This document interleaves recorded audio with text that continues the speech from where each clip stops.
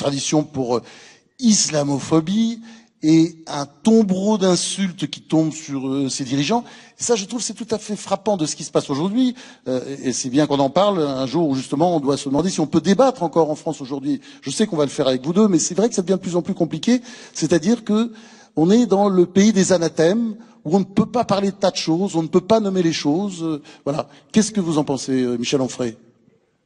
Alors moi, je dois dire que je défends le point parce que le point m'a défendu au moment où tout le monde m'a vomi dessus à l'époque de Freud. Mais je dois dire que cette une, je n'y souscris pas absolument, mais je sais ce que c'est qu'une une, parce que vous m'avez fait l'amitié de m'en consacrer deux ou trois. Plus que ça, tiens, il a oublié les autres déjà. Quelques-unes, et ce sont souvent des arguments de vente. Et effectivement, on est obligé d'aller vite, plus vite qu'en 140 signes. Et si je me souviens bien, j'ai plus ça très exactement en tête, mais le titre c'est Les Arabes. Et il y a un sous-titre avec quelque chose du genre du début de leur civilisation jusqu'aux problèmes qu'ils nous posent aujourd'hui.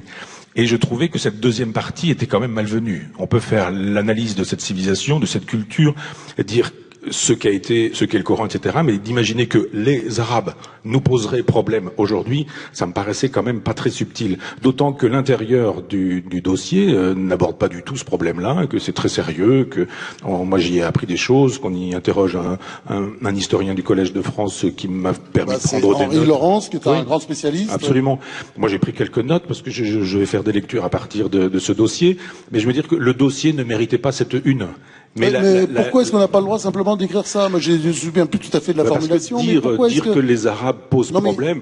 Mais tout pose problème. Je veux dire, les Bretons, oui, les Corses, les Normands, les Niçois. Non. On n'entend pas. Ça manque un peu d'humour à Nice, c'est le seul problème. Sinon, tout va bien. Non, mais ça mérite une véritable analyse. La différence entre les Arabes, les musulmans qui ne sont pas arabes. Enfin, je veux dire que c'est beaucoup plus subtil que ça. Et si on veut penser l'islam, il faut justement éviter les gros sabots. Il faut être subtil tout en essayant. C'est ce qu'essaie de faire Eric et moi aussi et quelques autres. Je veux dire, d'être informé, de donner des faits, et puis d'éviter d'aller trop vite sur des sujets comme ceux-là. Alors, Éric Zemmour. Alors, ça marche? Oui, bien sûr. Tout marche. Hein, alors, mon cher on Michel, est à Nice. Mon cher Michel, vous m'amusez beaucoup dans votre rôle de faux naïf, parce que je vais vous expliquer quelque chose de très simple que vous savez déjà et que vous faites semblant de ne pas voir. C'est que les journaux ont beaucoup de mal à se vendre, premièrement. Deuxièmement, il y a une rupture entre les journaux comme il y a une rupture avec les politiques, comme il y a une rupture avec tout ce qui incarne les élites, parce que ce mot est un peu un mot valise, et évidemment, il y a des élites autoproclamées, il y a des vraies élites. Bon. Mais manifestement, il y a dans la population le sentiment très fort, de plus en plus fort, et ça fait 6 mois que je me balade en France et je le vois grossir de jour en jour, que les élites ne parlent pas le même langage que le peuple et qu'ils ne veulent pas les mêmes choses que le peuple et qu'ils ne s'intéressent pas aux sujets qui intéressent le peuple. Et donc, les journaux font exactement comme les politiques. Il faut qu'ils rattrapent par la manche les lecteurs. Et donc, ils font des unes qui leur donnent l'impression qu'ils s'intéressent aux mêmes sujets qu'eux.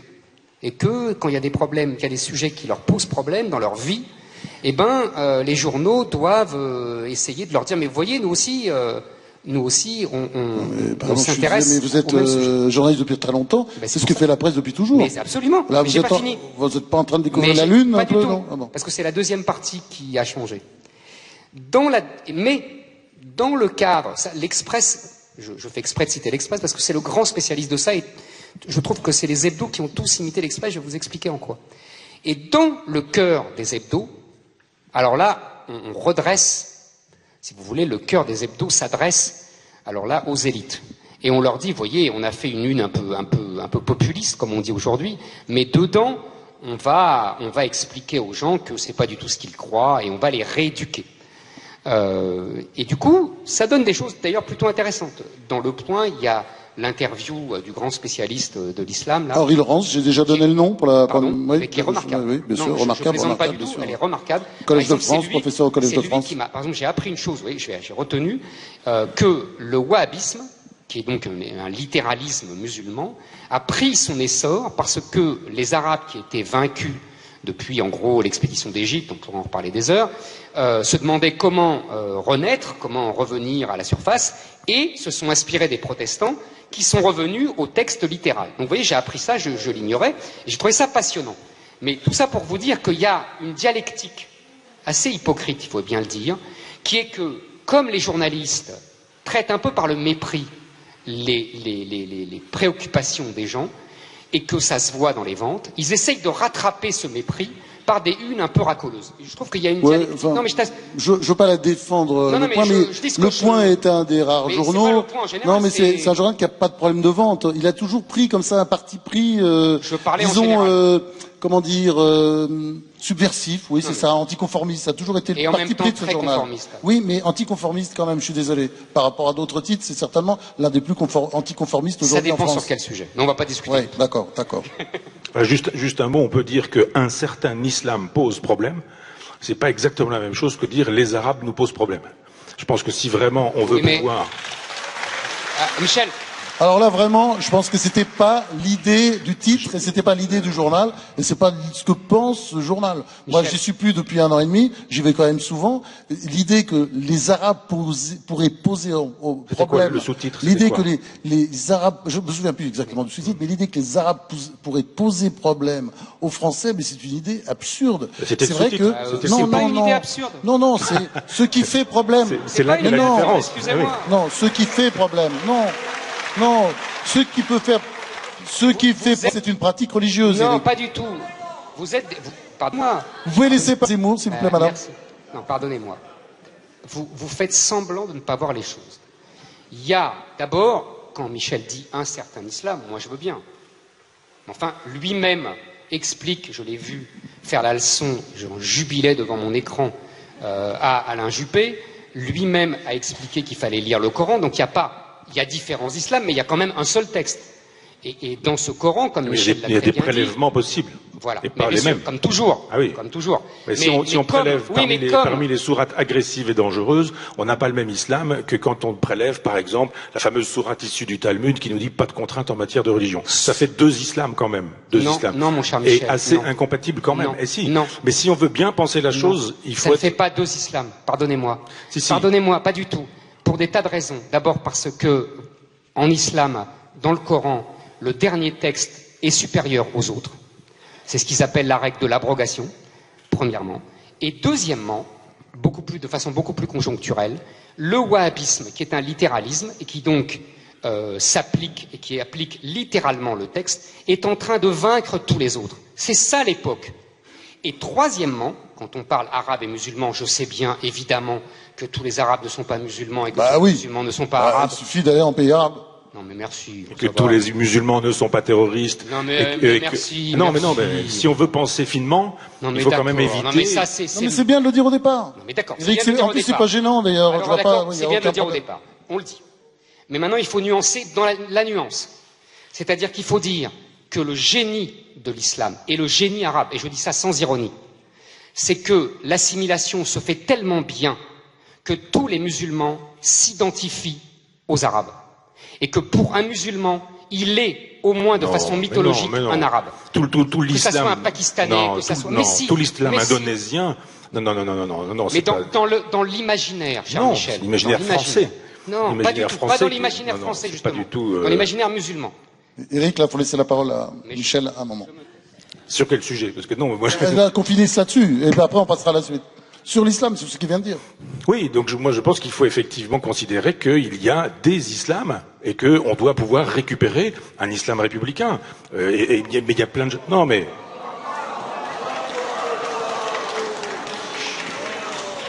Bon. Un islam républicain... Excusez-moi, mais on n'est pas dans un congrès des républicains.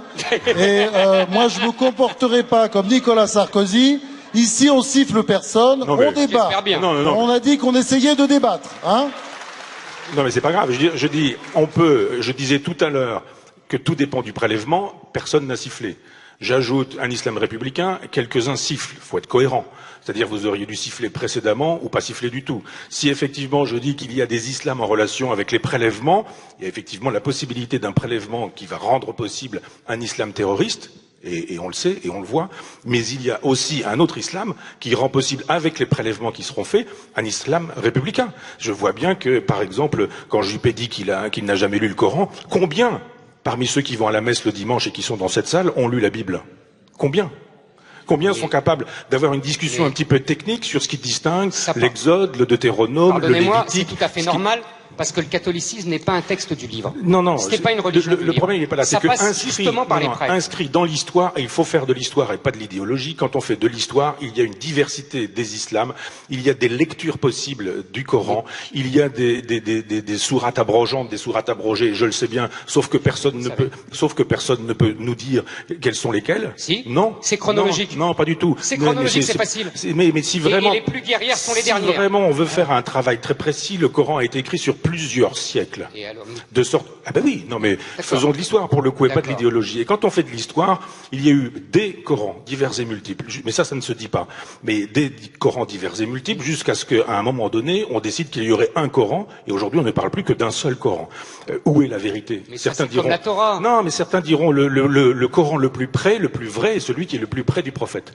D'autres diront, mais non, pas du tout. C'est le dernier. Parce qu'on sait très bien que si on a envie d'être agressif, on va justifier la Mecque ou Médine. Si on a envie d'être pacifiste, on va justifier la Mecque ou Médine, etc.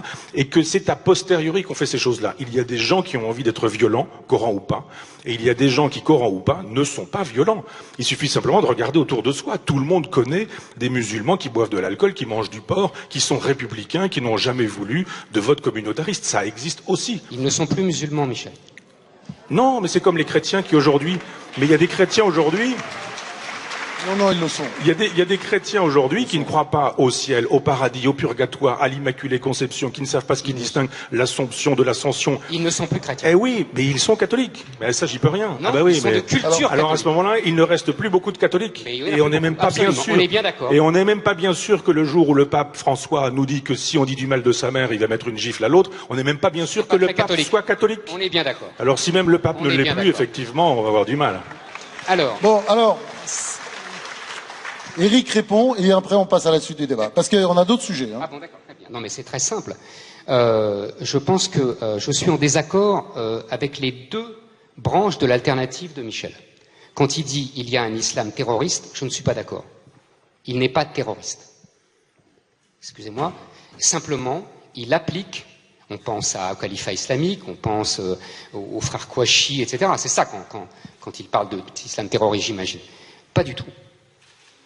Pour moi, le califat islamique applique de façon littéraliste le Coran. Le Coran, c'est très simple, cher Michel. C'est pas le dernier, le premier, le pas dernier, le premier. C'est être Mahomet. C'est ça. Tous les musulmans sérieux vous le disent.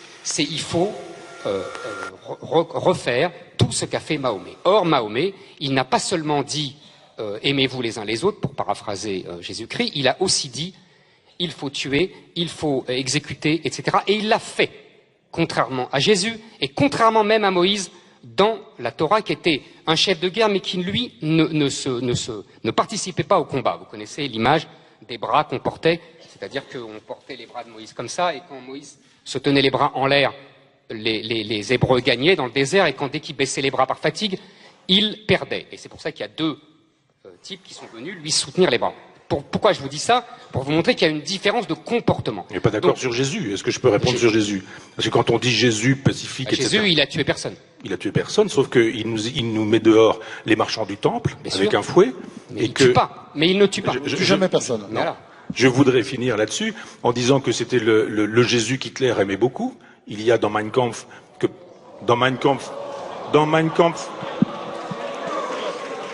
je suis désolé, qui a lu Mein Kampf? On va recommencer. Vous avez le droit de... Ah bah là, il n'y a pas grand monde, hein. Bah oui, mais moi je l'ai lu. Ah oui, mais moi je l'ai lu. C'est ça le problème. Quel courage! Ah non, mais, je veux dire, tout le monde a un avis sur le Coran, n'a pas lu le Coran. Tout le monde a un avis sur le christianisme, n'a pas lu le christianisme. Et tout le monde n'a pas lu la Bible. J'ai pas fini, il va dire que j'ai pas fini. Tout le monde a un avis sur Mein Kampf sans l'avoir lu. Non, Moi, je l'ai lu et je dis effectivement... S'il vous plaît. Je dis effectivement qu'il y a dans Mein Kampf un éloge du Jésus qui chasse les marchands du temple. Maintenant, vous faites comme vous voulez, vous pouvez me huer. Mais simplement, c'est dans le texte. Non, je dis simplement que quand, fidèle à ma position, on peut prélever ce qu'on voudra dans le Coran et lui faire dire ce qu'il veut, on peut prélever, même pas dans la Bible, dans le Nouveau Testament, des moments où Jésus fait l'éloge de la violence et même des paroles de Jésus où il dit qu'il n'est pas venu pour la paix, mais pour faire la guerre. Alors, mais il ne l'a fait.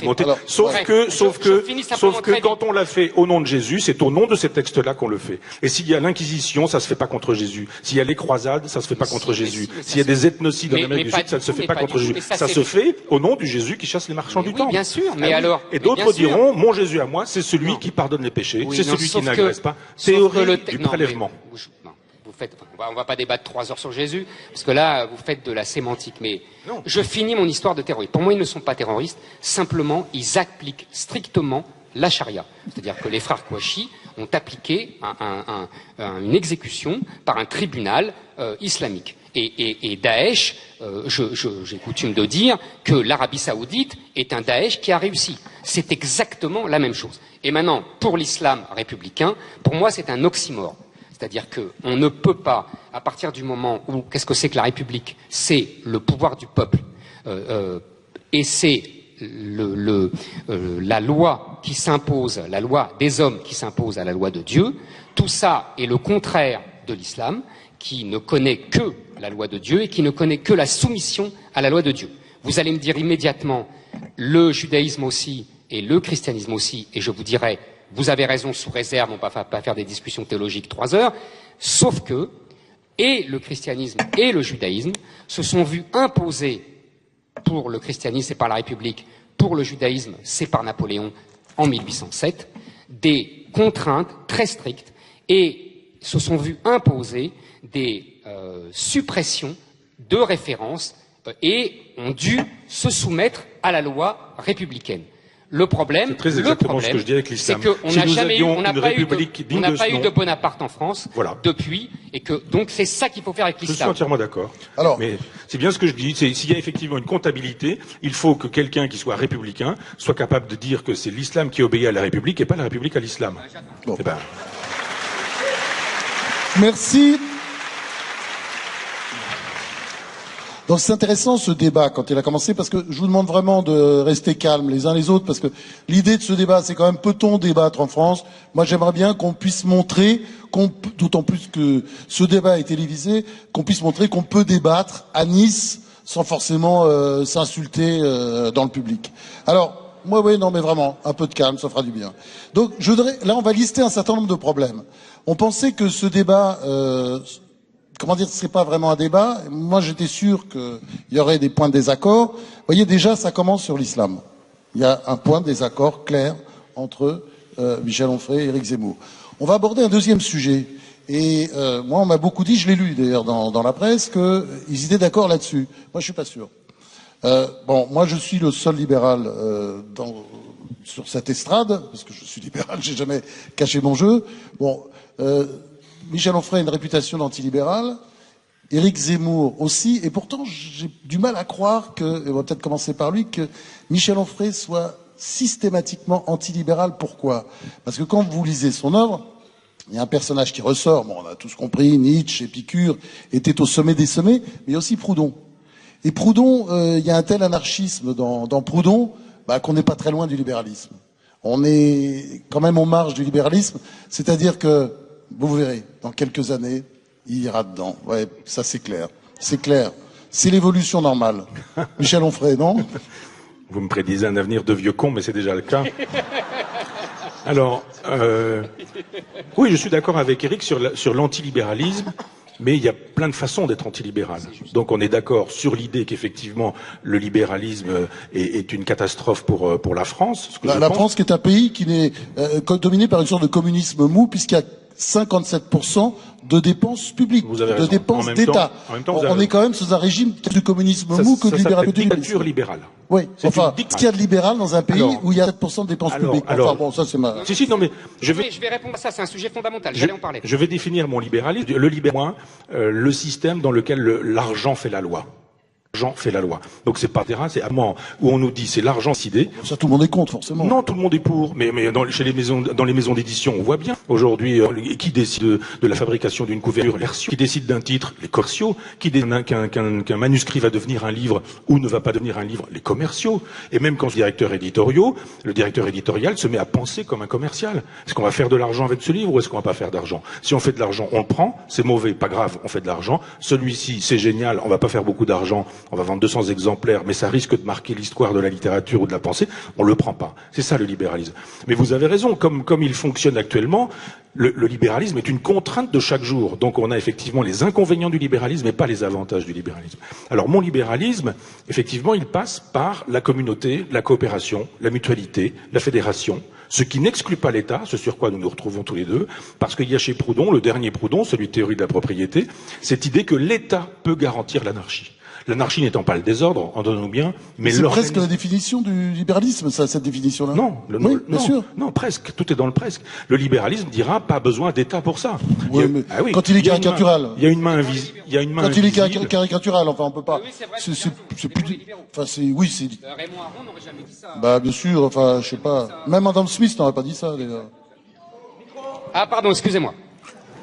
Mais là, on est entre nous, Donc, antilibéralisme, en tant que le libéralisme nous dit que c'est l'argent qui doit faire la loi. Donc aujourd'hui, l'argent fait la loi dans les hôpitaux, dans les écoles, dans les services publics, dans les campagnes, et on est d'accord là-dessus. Quand moi j'ai eu le suicide français, je me suis dit, ben, évidemment, il a raison sur tous ces sujets-là. Il y a une espèce de destruction de la province, de destruction des campagnes. Ça n'est pas rentable. On ferme une ligne de train, on ferme une école, on ferme, etc., etc. Ça, c'est un massacre, me semble-t-il. Et si on veut aujourd'hui restituer l'État, il ne faut pas que l'État, ce soit celui qui ponctionne tout le temps, celui qui interdise tout le temps, qui nous dit vous allez vous habiller comme ça, vous allez manger comme ça, vous allez coucher comme ça, avec machin bidule un tel, mais pas avec tel autre, ou je ne sais quoi. Un État qui est en permanence présent pour nous dire ce qu'il faut faire personnellement. Donc je suis contre cet État-là. Et on peut partager ça avec les libéraux. Maintenant, je pense que l'État devrait garantir... Pardon ? Merci. L'État devrait garantir les libertés que nous devrions pouvoir construire sur le mode autogestionnaire. Mais le mode autogestionnaire suppose les Girondins, et nous sommes dans un vieux pays, d'accord avec Éric là-dessus aussi, dans un vieux pays jacobin, pour lequel la vérité de la Révolution française, c'est 1793. Ouais, nous sommes toujours dans une logique de guerre civile. Chez Éric, il y a quand même souvent un éloge de Robespierre qui, moi, personnellement, me fait toujours froid dans le dos, mais bon. J'ai pas vu ça, moi. Ah, je l'ai lu. Mais Bonaparte était un ami du frère de Robespierre. Oui, oui. Pardon. J'ai dit, Robespierre peut-être pas, mais en tout cas, Bonaparte était un des meilleurs amis du frère de Robespierre. Donc, voilà. Auguste, hein. Voilà. C'est à moi? Bon. Alors, je vais essayer d'abord l'argent. J'entends bien ce que dit Michel. Je me méfie toujours un peu quand on attaque là-dessus, parce qu'en fait, autant que je me souvienne, j'ai toujours entendu que l'argent régnait. Vous savez, dans Moi je suis fou des Mémoires de Saint-Simon, et à toutes les pages, il explique que le règne de Louis XIV, c'est le règne de l'argent, et il explique que la plus grande honte qu'il ait connue, c'est quand le banquier Samuel Bernard a, au bras du roi, visité le chantier de Versailles, et que Louis XIV s'est transformé en guide, et que Simon se sentait humilié parce que le roi des rois se transformait ainsi en guide pour un banquier, un financier infâme, etc. Donc la domination de l'argent, c'est vraiment une constante, et en l'occurrence, c'est très chrétien de la part de Michel de dire ça. Il montre bien qu'il est fondamentalement chrétien. Et c'est pas une insulte dans ma bouche, c'est un chrétien qui ne se connaît pas encore, mais vous verrez. Et voilà, c'est ce que je veux lui dire. Et venant de moi, c'est encore plus savoureux. Alors, deuxièmement, le libéralisme. Alors, c'est une discussion sans fin, parce que moi, j'ai pas l'impression d'être anti-libéral. Ça dépend des définitions. Si le libéralisme, c'est l'économie de marché, je suis pas anti-libéral. Si le libéralisme, c'est la possibilité, contrairement au régime communiste d'antan, de pouvoir créer sa petite entreprise et de pouvoir la faire grossir, je suis pas anti-libéral. Si c'est le libéralisme, c'est le fait d'avoir des relations libres, de permettre effectivement de pouvoir grossir avec pas trop de charges, j'y reviendrai, d'impôts, etc. Je ne suis pas anti-libéral. Je vous rappelle que le modèle moderne du colbertisme donc a priori du dirigisme, il revendiquait le mot, c'était le général de Gaulle, et que, à l'époque du général de Gaulle, il y avait 33% de prélèvements obligatoires. C'est-à-dire aujourd'hui, je crois que même les États-Unis sont au-dessus. Donc c'est pour vous dire qu'on peut discuter longtemps de ça. Maintenant, si vous voulez, il y a eu un changement majeur qui est, moi je préfère d'ailleurs ce mot, les Anglais ont trouvé un très bon mot pour une fois, c'est la globalisation. Et non pas la mondialisation, qui est un mot idiot, puisqu'il y a une mondialisation depuis que Christophe Colomb a découvert l'Amérique, quoi. C'est grotesque. En revanche, la globalisation, on voit bien qu'il y a non seulement une mondialisation des échanges, mais aussi une globalisation idéologique. On voit bien que ça a un sens. Et là, Michel a raison, c'est cette globalisation qui a complètement chamboulé l'intervention de l'État, qui l'a réduit avec l'aide du dieu de France, c'est-à-dire l'Europe, qui a été, en l'occurrence, le bélier de cette globalisation. Je sais pas que j'étais venu pour passer en accusation, mais... Et donc c'est évidemment l'Europe qui a servi de relais à cette globalisation en réduisant les pouvoirs de l'État et en interdisant à l'État de faire ce qu'on faisait encore dans les années 70, et ce que Michel a tout à fait raison de regretter, c'est-à-dire on ferme un hôpital là, on ferme une poste. Pourquoi? Parce qu'on ne fait plus de politique d'aménagement du territoire. C'est ça, en fait, que tu regrettes. Le gros problème d'Éric, c'est qu'il croit trop les politiques, parce que les politiques, quand ils ont une mauvaise nouvelle en France, sont quand même, à part quelques-uns, il y a quand même des exceptions, Dieu merci, ils ont toujours tendance à dire que c'est la faute à l'Europe. C'est la faute à l'Europe si ceci, c'est la faute à l'Europe si cela. Voilà. Ne me fais pas un édito dans Le Point.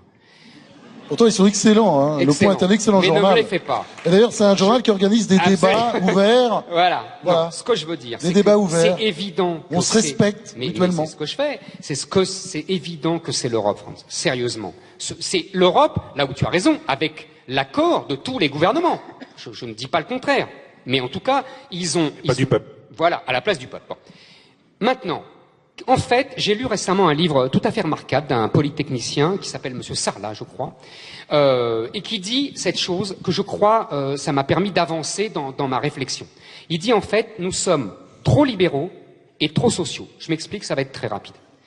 Trop libéraux dans un sens, c'est-à-dire que nous avions la tradition française, j'étudiais ça quand j'étais à Sciences Po, ça date pas d'hier, c'est le capitalisme sans capitaux. On a un capitalisme sans capitaux, c'est-à-dire que contrairement aux anglo-saxons, contrairement aux Allemands qui ont les banques régionales qui financent la banque industrie, hein, nous on a un capitalisme sans capitaux. Et donc on a inventé, depuis Napoléon III à peu près, et surtout depuis le général de Gaulle et Pompidou, un capitalisme d'État. Ça permet à l'État de protéger les entreprises parce que sinon il n'y a pas de capitaux et donc elles sont bouffées. Dans les années 80, c'est là que Michel sera d'accord, on a privatisé au nom de l'idéologie libérale de la globalisation, sous l'influence de l'Europe, mon cher Franz. On a privatisé. Si, le lac unique, etc. Plus de politique industrielle, plus d'aide d'État. Si, Franz, il faut lire, c'est comme le Coran, ça. Il faut lire les traités, ça. Et donc, mais si. Et donc, c'est même pas payé, qu'est-ce qu'il faut entendre? Et donc, j'étais payé encore. On a lâché nos entreprises, avec l'épisode provisoire et ridicule des noyaux durs, tu t'en souviens, Franz, de Balladur, qui n'ont duré que quelques années. Pathétique, mais ça c'était... pathétique, oui, mais ça n'empêche... C'était copain, c'était ton copain. D'accord, oui, c'est pour permettre de financer les campagnes électorales. On est d'accord. Mais c'était pas seulement ça. C'est toi qui l'as dit, c'est pas moi. C'était pas seulement ça, c'était aussi pour essayer que les banques et les grands instituts d'assurance protègent nos entreprises. Et puis ça s'est effiloché. Et qu'est-ce qu'on a aujourd'hui? On a des grandes entreprises françaises qui n'ont pas d'argent, qui n'ont pas de capitaux parce qu'on n'a pas de fonds de pension comme les anglo-saxons et qu'on n'a pas de banques régionales comme les Allemands et qui se font bouffer par les grandes entreprises. Et deuxièmement, ça c'est le trop de libéralisme. Et deuxièmement, trop de social, et là tu vas être content, parce que là tu as raison, 57% de prélèvements obligatoires, c'est une folie. C'est évidemment une folie. Évidemment, les entreprises sont... De dépenses publiques, hein, parce que les prélèvements obligatoires sont au-dessous. Ils sont de l'ordre de 47%, choses comme ça. Ça monte tout le temps, de toute façon. On dépassera la barre des 50%. Mais pourquoi ça monte? Et tu sais bien que c'est financé par l'endettement. Pourquoi ça monte et pourquoi c'est financé par l'endettement?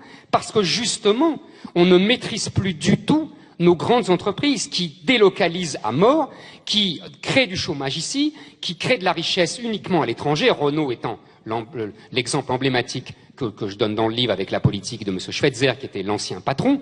C'est ça la politique de nos grands groupes qu'on a fabriqués nous et qui aujourd'hui ne crée de la richesse qu'à l'étranger. Alors, moi, je voudrais savoir quel est le rapport avec la choucroute, parce que bon, on parle du libéralisme et on explique que c'est l'Europe qui a introduit le libéralisme et que c'est à cause de l'Europe donc que les campagnes françaises aujourd'hui sont complètement massacrées, que les villes moyennes disparaissent les unes après les autres. Phénomène que je ne constate pas du tout dans d'autres pays européens qui ont d'autres systèmes économiques comme l'Allemagne et l'Italie, par exemple. Donc moi je voudrais juste demander à Michel de répondre, puisque là on est parti peu à peu du libéralisme vers l'Europe, qui sont deux problèmes d'ailleurs qui sont liés. Mais je veux savoir, est-ce qu'il a une vision aussi négative de l'Europe qu'Éric? Éric qui a une vision alors politique pour le coup, mais est-ce qu'on peut pas, si on a une vision historique, hein, moi j'essaie de, écartons, évacuons l'économie. Pensons à ce qu'était l'Europe après la Deuxième Guerre mondiale. Quand Jean Monnet, De Gaulle, Konrad Adenauer et quelques autres, Robert Schuman surtout, ont décidé sur les décombres de la Deuxième Guerre mondiale de dire voilà, plus jamais ça. Allez, on va essayer que ça recommence plus jamais. Est-ce qu'on n'est pas aussi arrivé aujourd'hui en Europe à un moment où beaucoup de gens qui croient que l'histoire a commencé le jour de leur naissance, par exemple Éric Zemmour, pensent que finalement, bon, l'Europe, c'est pas un problème. Allez, repréparons la prochaine guerre contre les Allemands. Non, ça, je crois que ça a été un argument idéologique au moment où il a fallu voter pour Maastricht. C'était un des coups de génie pervers de Mitterrand, de laisser croire que c'était oui à l'Europe, donc oui au progrès, oui à la paix. Ça voulait dire non à la guerre, oui à l'amitié entre les peuples, disparition du chômage, plein emploi, amour des peuples, etc., etc. On nous a dit c'est ça l'Europe, et si c'est pas ça, c'est la haine de l'Europe. Si c'est la haine de l'Europe, c'est la guerre, c'est la xénophobie, c'est le racisme. On monte les gens les uns contre les autres, etc. Comme la chose a été présentée, pouvait-on faire autre chose que dire oui, je suis européen? Attends, ils n'ont pas gagné de beaucoup. Hein. À mon avis, même, je suis pas sûr, mais j'ai presque une hypothèse. Et on peut même imaginer que les Français avaient voté contre, et que le cynisme de Mitterrand aurait rendu possible une erreur de calcul, comme ça s'est fait aux États-Unis avec George Bush, qui fait que à 20h, moi je me souviens, j'avais regardé la télévision, à 20h on donnait les résultats et on pouvait pas les donner. Et alors évidemment, il y avait toutes les huiles politiques qui étaient là en train de dire on a gagné, on n'a pas gagné, on a perdu, je ne sais quoi. Et Mitterrand arrive, patelin, à 20h20 en disant c'est court, mais nous avons gagné, je vous remercie. Qui est allé refaire les calculs? Hypothèse. Mon cher Michel, il n'avait même pas besoin de truquer les résultats, puisque de toute façon, si le non avait gagné, il nous aurait fait revoter un an après. Oui, non mais on a vu en 2005. Donc de toute façon, tant qu'on n'aurait pas voté oui, il nous aurait fait revoter. C'est la démocratie à la mode européenne, ça. C'est qui ça? Éric Zemmour, c'est qui? C'est les méchants? C'est les méchants. Il y a des très belles pages de Pierre Danino sur c'est les méchants. Mon cher Michel. C'est les méchants. Mon cher France. En 2005, lors du référendum, le second, que donc le non a gagné, il s'est passé deux choses. La première, c'est que c'est pas il, c'est on, c'est-à-dire le Parlement français, sous la présidence de Sarkozy, nous a refait voter le même texte qu'on avait refusé à l'Assemblée. Si ça, c'est pas un déni de démocratie, je sais pas de quoi on parle. Et deuxièmement, pendant la campagne de 2005, Juncker, qui est devenu depuis président de l'Eurogroupe, si je dis pas de bêtises, Juncker avait dit, parce qu'il a beaucoup d'humour ce garçon, il avait dit si c'est oui, on continue, et si c'est non, on ne s'arrête pas. Moi, j'aime la démocratie comme ça, si vous voulez. Ouais. Ça me rappelle la blague sur l'URSS, vous savez. Ouais. C'était le capitalisme, c'est l'exploitation de l'homme par l'homme, et le communisme, c'est l'inverse. La démocratie, selon Juncker, c'est pareil. Alors, je voudrais finir. Juste un petit point, parce que moi, je suis très attaché aux faits. Éric aime beaucoup la démocratie, moi j'aime beaucoup les faits, ça va être mon côté journaliste. Or, ce que Sarkozy a fait voter après, ça n'était pas le traité, je suis absolument désolé. C'est la même chose sur les symboles. Puisque c'était un traité constitutionnel qui créait des institutions, et ces institutions, à ma connaissance, n'ont toujours pas vraiment été créées. Quand on regardait la constitution qu'avait faut dire, sorti au forceps Valéry Giscard d'Estaing, c'était une constitution qui donnait un vrai président, qui donnerait un vrai pouvoir, un vrai exécutif politique à l'Europe. Aujourd'hui, le problème de l'Europe, comme il n'y a pas de pouvoir, mais non, il a dit ça pour faire passer la pilule. Mais non, mais tu sais très bien, on va les comparer si tu veux. On va les comparer, tous les deux. On va les comparer. Ils n'ont pas de rapport. D'accord. C'est faux, mais c'est pas grave. Alors, Ce serait bien que le débat puisse être serein. Et qu'on puisse dialoguer vraiment. Cool. Si vous permettez. Alors, oui, sur la question de l'Europe, on nous a dit l'Europe, c'est ça. Si c'est pas ça, c'est la haine de l'Europe. Simplement, il aurait fallu qu'on puisse dire, mais il y a des façons diverses et multiples d'être européen, et je ne vois pas qui pourrait ne pas être européen. Moi, tous les amis que j'ai qui n'ont pas voté, et Eric l'est probablement aussi, il est européen, mais pas l'Europe libérale. Simplement, si l'Europe est libérale, c'est pas non plus une espèce de monstre qui fonctionne seul, c'est simplement parce que les pays libéraux ont fait de l'Europe l'Europe libérale. C'est-à-dire que si on vote et que la France vote et qu'elle est libérale, elle fabrique une Europe libérale. Et comme aujourd'hui les gens qui vont au pouvoir de droite et de gauche sont des libéraux, de toute façon, on n'a que ça à nous proposer. Pardonnez-moi, vas-y. Et donc on a bien vu, là pour le coup on parlait des faits tout à l'heure, que ce qui a été promis à l'époque, quand on nous disait s'il y a l'Europe, il y aura le plein emploi, la fin du chômage, l'amitié des peuples, la fin de la guerre, etc. Il y a eu depuis exactement le contraire. Augmentation du chômage, augmentation du racisme, en France, on va regarder ailleurs, regardez un peu. Regardez, sortez des frontières, regardez ce qui se passe à côté. On va sortir des frontières. On a vu ce qui s'était passé, et le truc habituel, c'était comme avec le communisme, c'est-à-dire s'il y avait du goulag, c'est parce qu'il n'y avait pas encore assez de communisme. Voilà. Et là, on nous dit si ça marche pas, non, si regardez ça marche pas, ailleurs, si ça marche regardez pas, l'Allemagne, pourquoi ça marche en Allemagne, pourquoi ça marche dans d'autres pays, pourquoi ça marche en Europe du Nord, pourquoi ça marche pas. Cool. On débat. Bon. Je vais être rapide là-dessus, juste en disant que on aurait dû dire que ça ne marchait pas. La preuve... En France. Bah oui, mais on peut faire. Et dans quelques autres pays, Attends, mais non. pas sûr. Ah, je peux. Bon. D'abord, France, il faut pas mettre dans le même sac Jean Monnet et le général de Gaulle. Si, c'est tout à fait. T'as dit des gens comme Jean Monnet et le général de Gaulle ils ont pas fait la même chose. Je les avais pas mis ensemble, mais c'est pas grave. Le général de Gaulle détestait Jean Monnet. Il estimait que c'était un agent de la CIA. Il n'était pas loin de la vérité, mais peu importe. Excuse-moi. Voilà. Je m'excuse. Bon. Deuxièmement. C'est même pas payé, il faut entendre des trucs comme ça. Oui, c'est embêtant. La réalité, c'est fou. Deuxièmement. Oh, la réalité, c'est la fantaisie. Non, c'est pas la fantaisie. Il était lié depuis la Première Guerre mondiale au service américain, et ce sont les services américains qui ont financé tous les mouvements pro-européens dans les années 46-47. Merci. Applaudissez. Oui, applaudissez parce que c'est la vérité. Et Sheila était un homme aussi. Oui, c'est ça. Bon. Enfin, la vérité. Je continue. Donc, il y a deux Europes. Et moi, je ne me plaçais pas sur la discussion avec Michel sur le libéralisme. Ça vient après, si tu me permets. Le début, c'est une Europe, les vieux débats de notre jeunesse, à tous. C'est Europe fédérale, Europe des États. Tu te souviens, on se souvient tous de ça. C'est la polémique entre le général de Gaulle et Jean Monnet, justement, et les démocrates chrétiens. En fait, l'Europe, au départ, c'est une idée démocrate chrétienne. C'est la volonté de l'Église et des démocrates chrétiens de refaire l'empire européen sur les ruines des États-nations qui ont été ruinés par les deux guerres mondiales. C'est ça l'origine. Et on a un type qui s'élève contre ça, c'est de Gaulle. Voilà tout. Attends. Et en fait, je vais grossièrement, on n'a pas 3 heures, mais c'est quand même ça. Et le résultat, c'est que les deux ont échoué. C'est là où je suis d'accord en partie avec toi. C'est que l'Europe fédérale a échoué. C'est le référendum de 2005, on n'en aura plus. Et l'Europe des États a évidemment échoué. Et sur cet échec, ce double échec, il y a, sur cette ruine, si tu veux, des deux modèles qui auraient pu, après tout, se penser. Tu vois, soit l'Europe des États à la De Gaulle, soit une Europe impériale avec une sorte d'empire, une espèce de nouveau Bonaparte ou de nouveau Charles Quint, etc. On aurait pu imaginer.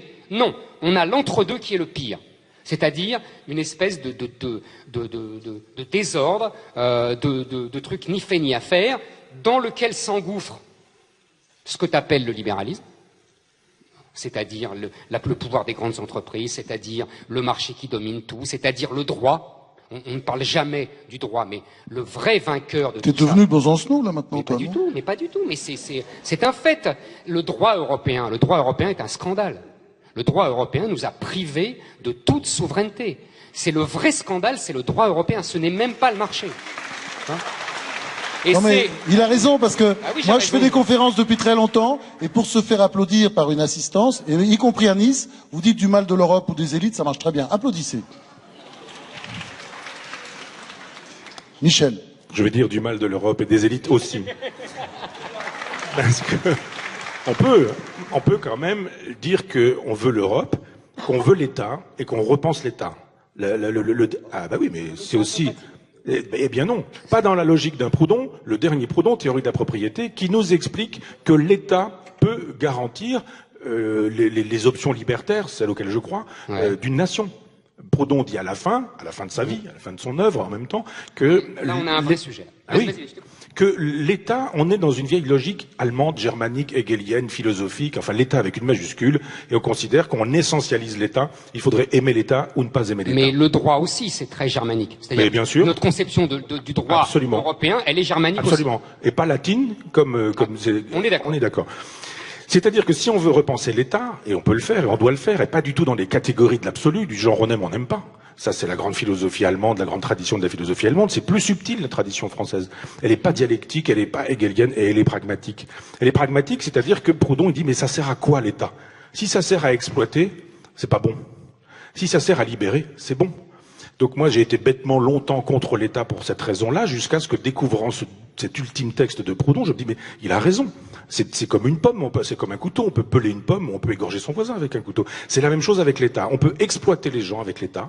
On a vu ce que ça donnait avec le fascisme dont l'État est l'instrument absolu. On peut aussi libérer les gens avec l'État. Le général de Gaulle faisait de l'État un instrument de la libération de la nation, du peuple et de la souveraineté. Et il était traité de fasciste par toute la gauche. Évidemment, Michel. absolument. Non, mais on est d'accord aussi là-dessus. Donc je pense que si vraiment on voulait penser à gauche, ça les changerait. Mais il pourrait effectivement avoir une autre conception de l'État en disant l'alternative, c'est pas l'État ou pas d'État, c'est un autre État.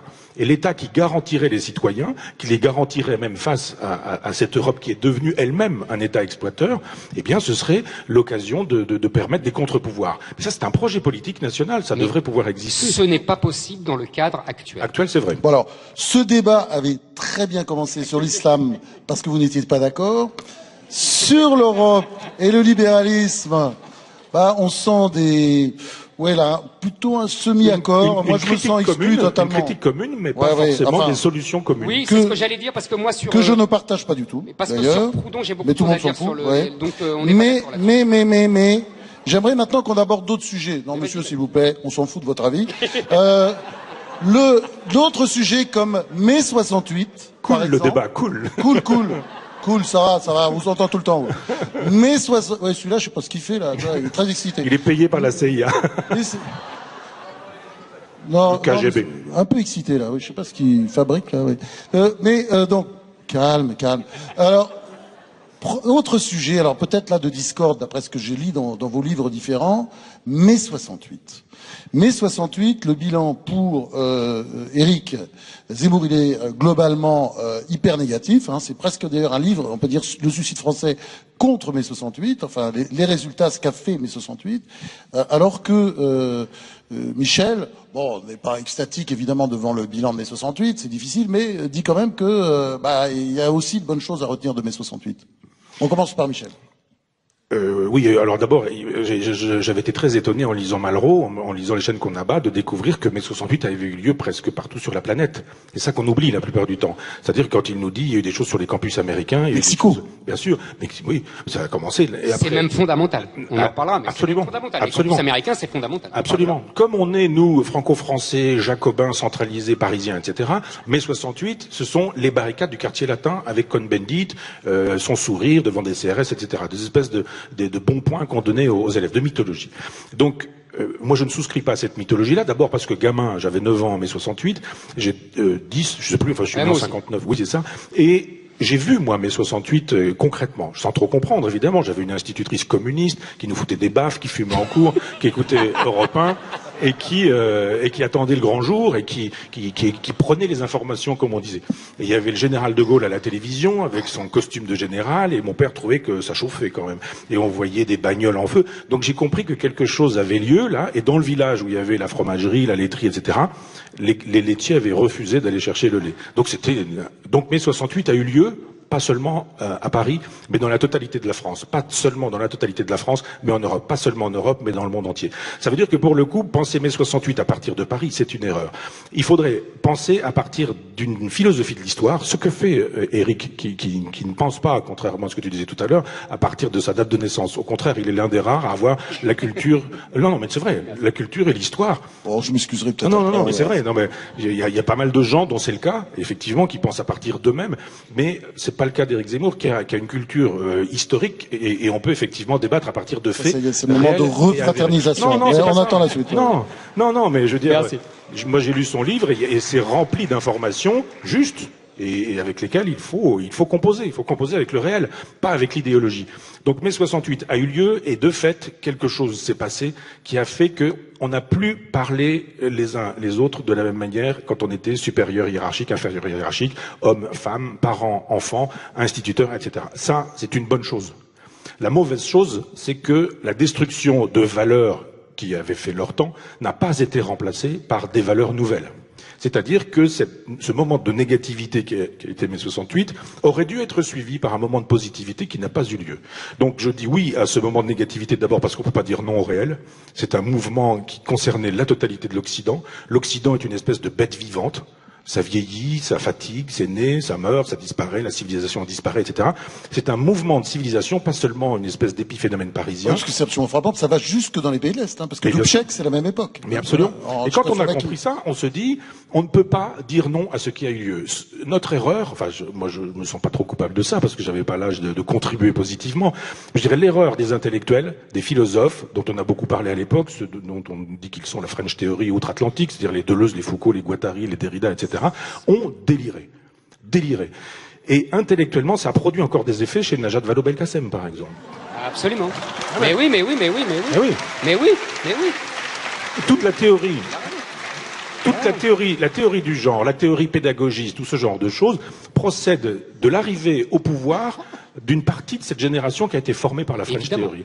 Et on peut pas faire comme si ça n'avait pas eu lieu. Alors c'est très beau sur le papier la French Theory, la théorie du genre. C'est très beau sur les campus quand on nous explique que le masculin, féminin, les hormones, la biologie, la nature, tout ça n'existe pas. Nous sommes des concepts, nous sommes des êtres de papier dans un temps de la disparition de l'individu et de la mort de l'homme. C'est bien sur un campus. Sauf que quand ça produit des effets dans la réalité et que dans mon école, l'école de mon village, 500 habitants, on nous fait le coup de la théorie du genre avec des gamins qui sont déjà perdus et qu'on les perd sur leur identité sexuelle, on se dit, il y avait effectivement un travail de positivité, un travail de valeur de substitution qui n'a pas été fait, auquel cas mai 68 a fait un travail intéressant de nettoyage pour que l'histoire puisse avancer, mais l'histoire n'a pas avancé parce qu'elle s'est mise à bégayer et à faire des choses terribles.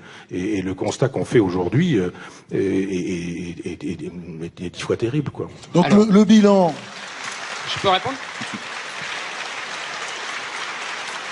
Donc pour Michel Onfray, vous avez compris, sur la fin c'est très négatif, mais enfin globalement quand même c'est plutôt positif. Hein, oui, si c'était à refaire, il faudrait le refaire, disons-le comme ça. Et pour Éric Zemmour, c'est totalement négatif.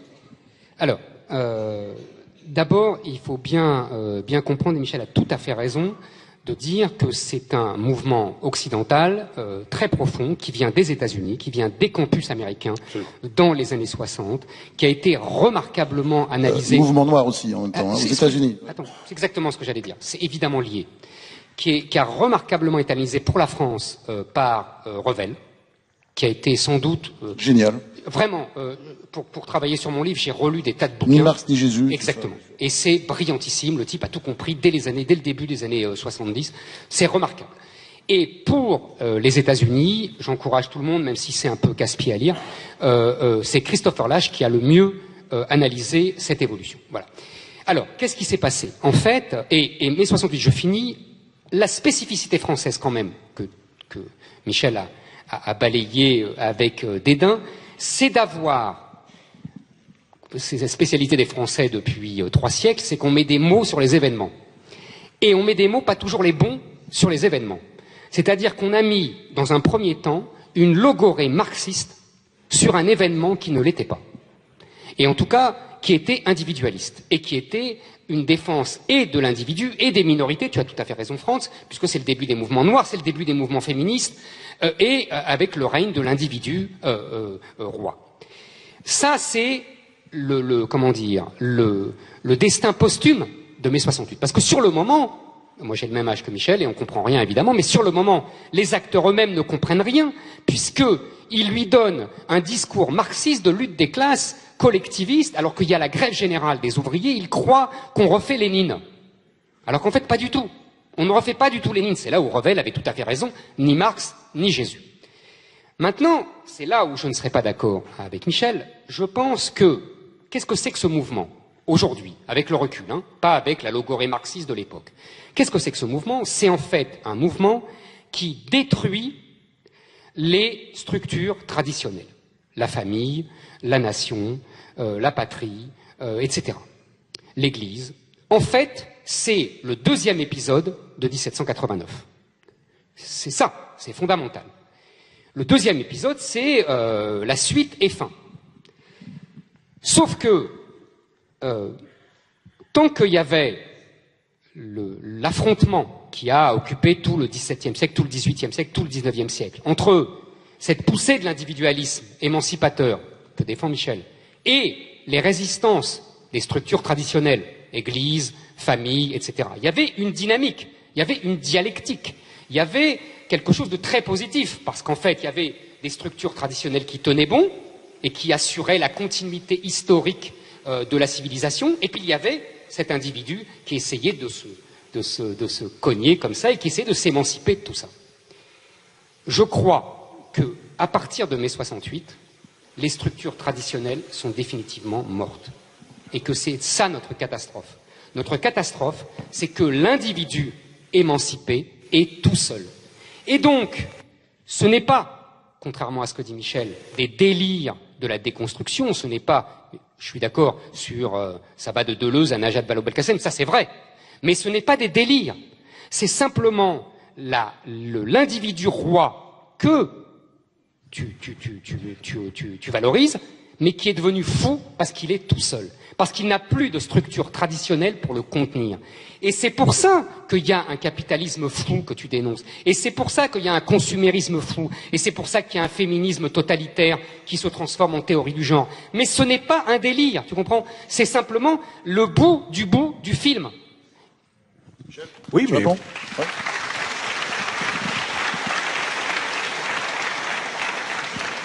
Oui, je suis d'accord avec ça, sur cette idée qu'effectivement, il y a une grande négativité qui n'est suivie d'aucune positivité. Mais il y a, pour une raison... Parce qu'il n'y a plus rien pour contenir. Pour une raison bien simple, c'est que Mitterrand avait envie du pouvoir, et que tout cet après mai 68, parce qu'il y a mai 68 et il y a l'après mai 68, et on confond souvent les mêmes choses, les deux choses. C'est-à-dire qu'il y a un mouvement qui est sauvage, divers, multiple. Les communistes ne l'aiment pas beaucoup. Il y a des anarchistes dans la rue, il y a des trotskistes, il y a des situationnistes, il y a des gens qui sont là parce que les autres y sont, il y a des gens qui ont envie d'autre chose. Enfin, c'est vraiment très divers et très multiple. Et puis après, il y a l'esprit de mai 68.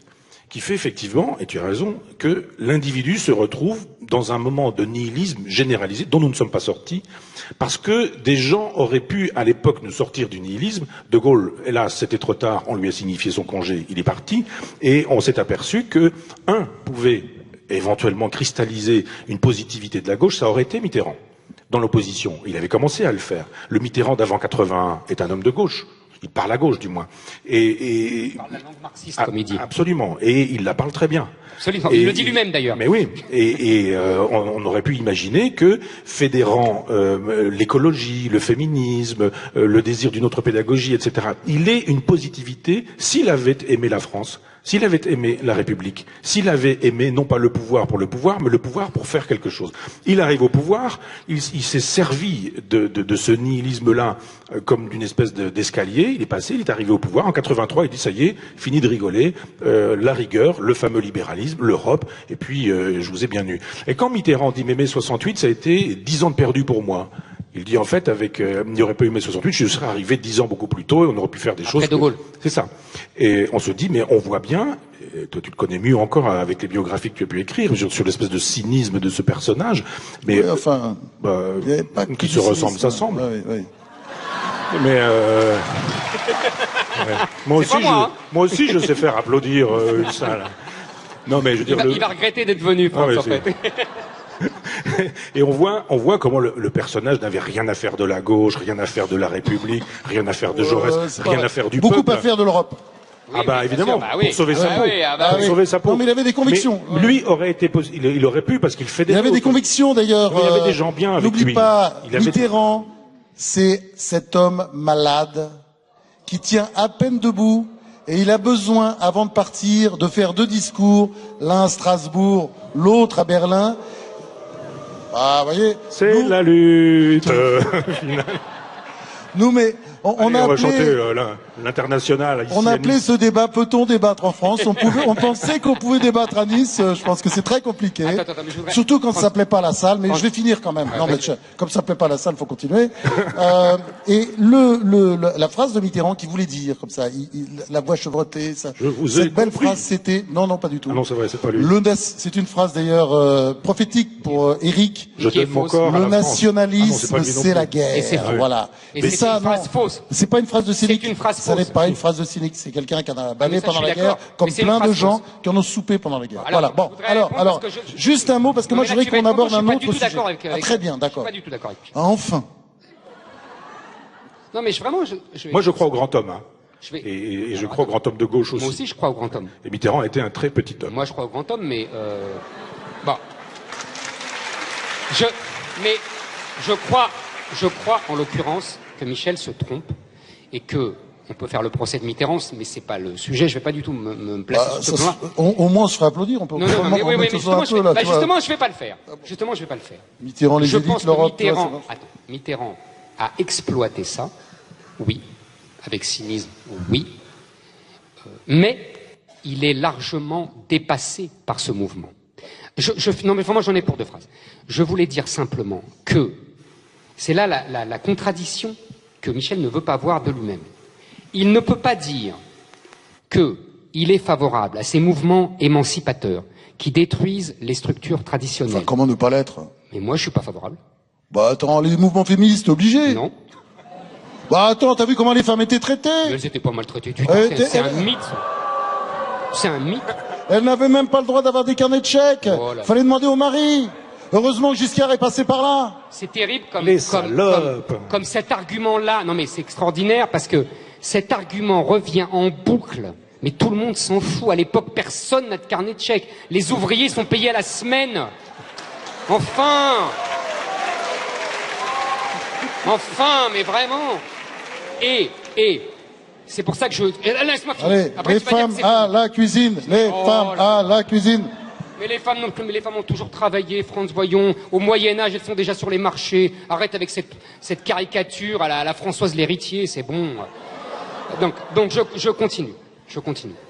Je pense que ces mouvements émancipateurs que vous soutenez tous les deux et qui ont détruit les structures traditionnelles ont été les idiots utiles de ce capitalisme que tu vomis.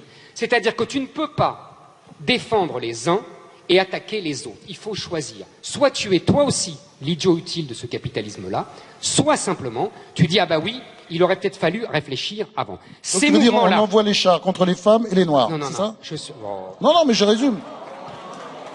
Non, ouais, sérieusement. Je vais Non, répondre. sérieusement 2 minutes. Non, sérieusement marche 2 minutes plus. parce que c'est important. C'est important. Je pense, c'est pour ça que je citais tout à l'heure Christopher Lasch. Christopher Lasch explique très très bien comment le capitalisme américain, dès les années 20, a utilisé et le mouvement des suffragettes féministes et s'est servi des psychanalystes et des psys en tout genre pour détruire le patriarcat ouvrier, pour faire des ouvriers des machines à taylorisme et pour que les gens deviennent des consommateurs. Je veux dire, c'est vraiment important. L'analyse de Christopher Lasch est brillante et elle ne date pas de mai 68, elle date des années 20. Et les années 60 ont été que la conséquence de cette action-là. C'est pas là on n'est pas dans la caricature et j'essaye d'être le plus honnête possible. Et c'est pour ça que je dis, il faut choisir. Soit on dit, bravo ces mouvements émancipateurs. Et je peux comprendre. Vous voyez, je peux comprendre. Mais on vient pas après me dire, ah c'est horrible ce capitalisme consumériste et exploiteur. Non, il faut choisir. Réponse de Michel. Alors, je persiste à dire qu'il fallait ces mouvements émancipateurs, que le statut des femmes était quand même catastrophique avant. C'est pas vrai, si, mais c'est enfin, un bon, mythe ça. On va pas refaire. Tu crois que c'est pas catastrophique aujourd'hui d'avoir 10 journées en une? Enfin, Ah non, mais je dis pas c'est ça. alors Non, non, je arrêtons, dis pas- non, arrêtons avec non, le sort des femmes. juste Bah si, quand même. Je veux dire, si, l'avortement, la contraception, la possibilité de divorcer, la possibilité de... La contraception n'existait non, pas. Pas passer sa vie à se faire frapper par un mari qui aurait tous les droits. Non, non. Ça là-dessus, c'est impossible de ne pas souscrire. Enfin, le problème, il n'est pas là, il est que dans... Mais c'est des lieux communs idéologiques. Non, mais pour répondre à ta remarque, il y a un mouvement d'émancipation qui n'est pas suivi par une positivité. C'est ça mon problème. Et c'est pas parce que la positivité n'a pas suivi qu'il faut critiquer le mouvement de négativité ou le moment de négativité. Je veux juste dire que l'après-mai 68 aurait dû permettre aux leaders de gauche, à des leaders de gauche, que ce soit Georges Marchais, que ce soit Mitterrand, ou que ce soit Robert Fabre à l'époque, chacun dans son domaine, ou d'autres encore, ça pouvait être Alain Krivine dans le paysage politique de l'époque, de dire que fait-on de positif? Il y a des valeurs à gauche. Il y a des valeurs à gauche qui font qu'on doit pouvoir proposer pour le travail, pour la famille, pour la patrie, s'il ne faut pas prendre ces instances-là, pour l'école, pour le rapport à son propre corps. On aurait pu, à l'époque, avoir des individus, parce qu'il y avait des gens qui pensaient, qui étaient des pragmatiques. Je songe à Chevènement, je songe à Badinter.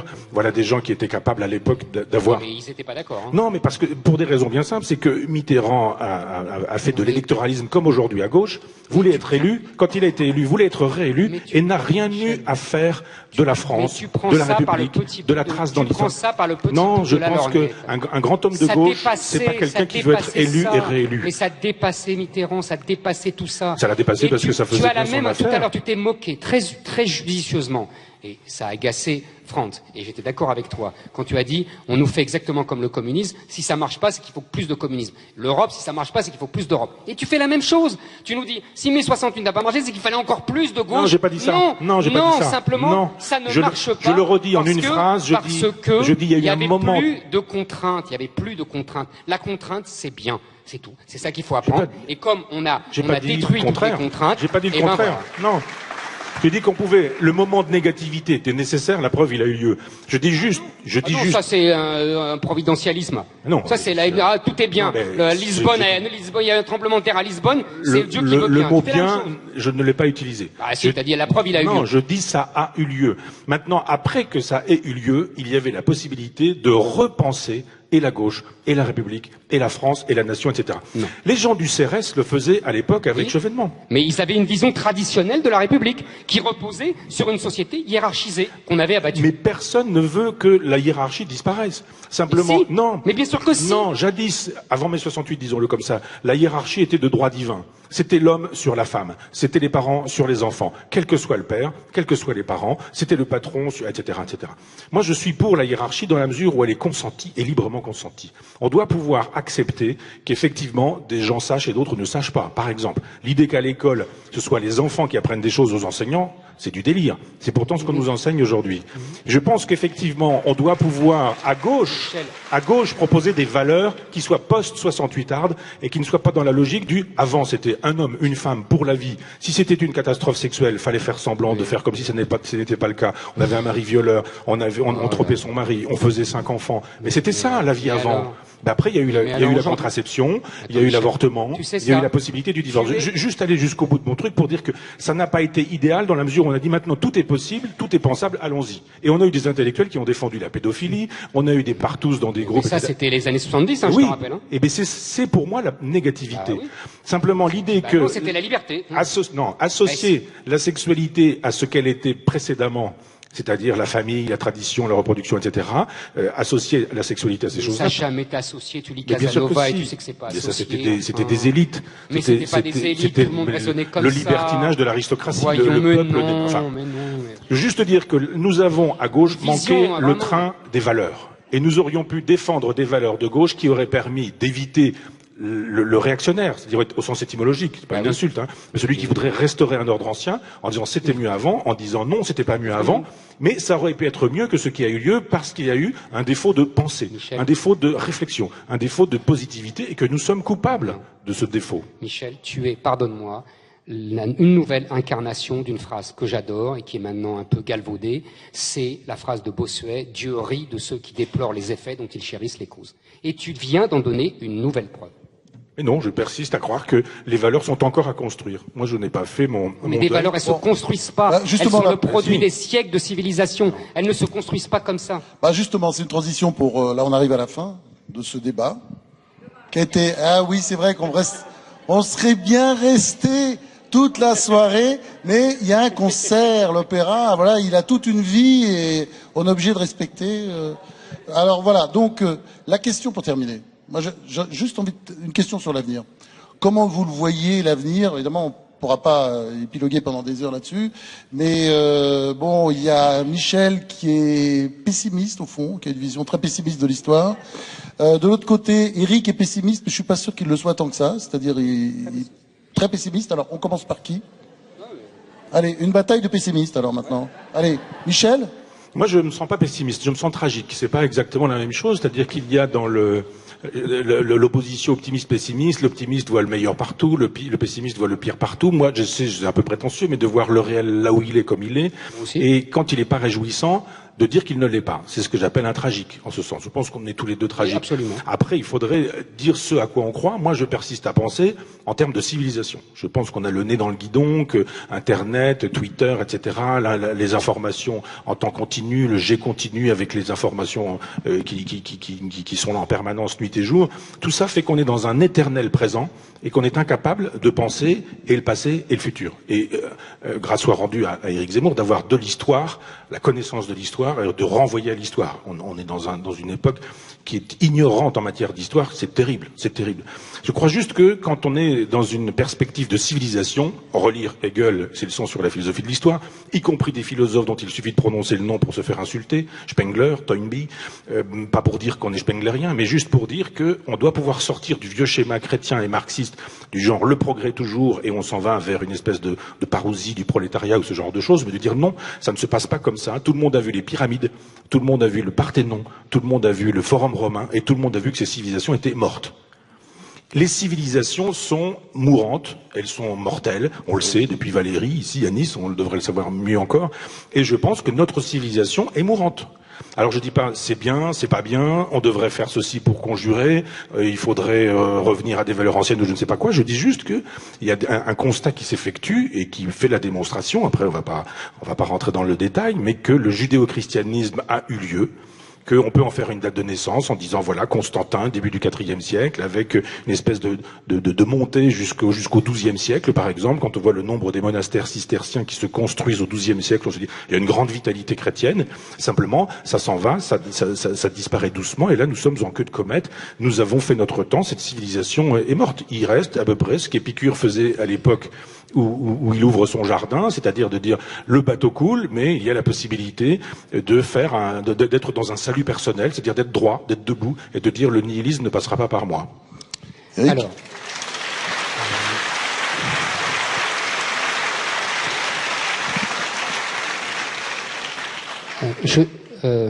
j'écoutais attentivement Michel et je me rendais compte d'une chose amusante, mais qui ne va pas du tout l'amuser, c'est que je suis absolument d'accord avec Michel, mais pas pour les mêmes raisons. C'est-à-dire que effectivement, je suis moi aussi un esprit un peu tragique, qu'on caricature en pessimisme. Mais simplement, je sais que l'histoire est tragique et que voilà. Deuxièmement, t'es pas très joyeux non plus. Hein. Non, je peux être joyeux aussi, mais bon. En revanche, et je pense aussi que notre civilisation est en train de mourir. Maintenant, contrairement à Michel, je ne pense pas que ce soit notre civilisation judéo-chrétienne qui meurt. Je m'explique en 2 mots, c'est très simple. La civilisation judéo-chrétienne, elle est morte depuis longtemps. Elle a été tuée depuis le XVIIe siècle par justement l'avènement du cartésianisme, de l'individualisme, de la raison qui s'est émancipée de Dieu. Hein, le fameux mot de Nietzsche, Dieu est mort, qui ne veut pas dire, mais Michel le saura 10 fois mieux que moi, l'expliquer beaucoup mieux que moi, qui ne peut pas dire que Dieu est mort, mais que Dieu est en train de mourir justement dans l'esprit des gens, et que c'est pour ça que la civilisation est en train de changer. Cette civilisation qui reposait sur, je disais l'individu, sur la science aussi, hein, sur le règne de la... Pardon ? Sur le règne de la science. Oui, la laïcité, madame, absolument, c'est lié aussi, c'est-à-dire une séparation de la religion et de l'État. Cette société, donc, née au XVIIe, dans l'esprit de Descartes, et qui continue comme ça à s'émanciper avec les Lumières, avec le XIXe siècle, avec Victor Hugo, avec le XXe, etc., etc. C'est cette civilisation-là qui, pour moi, est en train de mourir. On a tous les deux pas pour les mêmes raisons, mais tous les deux moqué la théorie du genre, on a tous les deux dénoncé le consumérisme fou, on a tous les deux dénoncé l'individualisme fou. C'est l'aboutissement, pour moi, de cette civilisation-là que je décris. Et c'est pour cela, et c'est là mon point de désaccord avec Michel, c'est pour cela que, paradoxalement, je suis moins dur avec la gauche, parce que je pense que Mitterrand et d'autres que tu conspues se sont ralliés à un nouveau modèle, parce que leur modèle républicain de gauche que tu défends n'est plus opérationnel, tout simplement parce que c'est désuet. Et que, en gros, je pense, pour répondre précisément à ta question, que nous sommes sortis de cet univers qui est né sur les ruines des guerres de religion. C'est-à-dire comment on empêche les guerres de religion, c'est avec tout ce que j'ai dit, la laïcité, la technique, l'individu, la rationalité, etc. Et que nous revenons aux guerres de religion. C'est-à-dire que nous avons fermé une parenthèse et qu'aujourd'hui, pour des raisons positives et des raisons négatives, les raisons positives, c'est le besoin de spiritualité, c'est le besoin qu'on n'est pas qu'un consommateur, qu'on n'est pas qu'un producteur. On voit bien partout, l'islam n'est pas le seul pour redémarrer à notre discussion du début, mais ce besoin de spiritualité va aussi s'accompagner d'affrontements terribles entre religions. Et que je pense que c'est là que nous allons. Petit mot de la fin, l'un et l'autre. Un petit mot de la fin, non? Tu veux? Petit mot de la fin? Hein? Ça va? Pas de mot de la fin? Les affrontements, je sais pas. Ça, j'ai pas d'idée là-dessus. C'est pas impossible. Je suis toujours très étonné.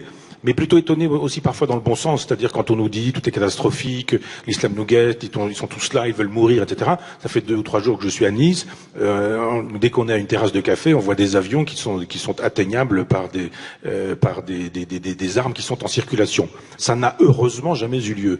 Donc je me dis, on nous fait... Ça peut être pire.